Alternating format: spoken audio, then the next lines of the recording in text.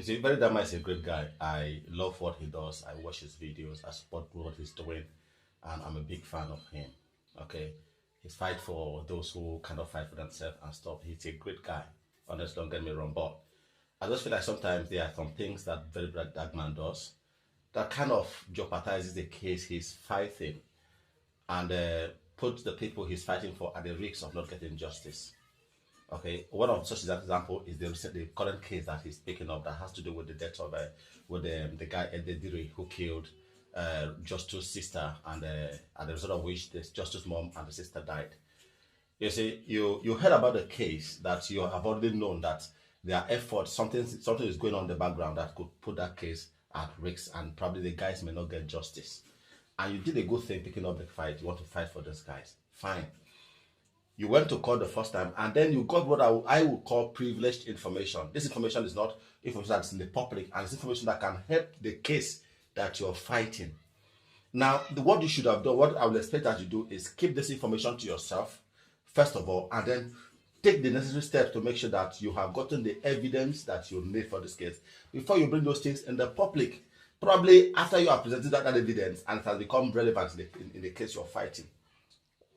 But after the first hearing at the court, you came out and you talked about someone who was in jail with the young man Ediri, and he told you certain things which you said publicly that could be used to turn the case around, and that guy will not get justice.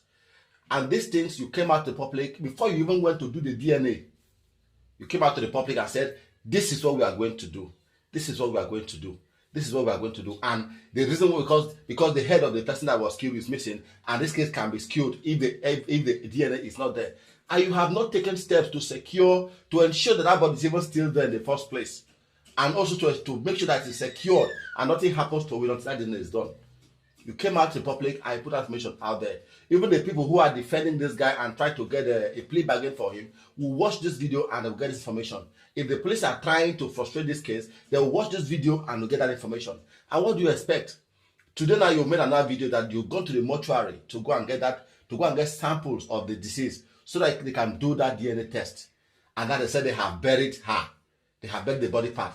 Not only did they bury the body part, they buried it with other corpses, about 1,000 of them. There is no way for you to even establish to know if that action was ordered by the police after they watched your video. Because if you had taken steps first to ensure that body is still there, you would have made a case that before you made that video, that body was still there. But for the fact that now it is not buried, it means something is going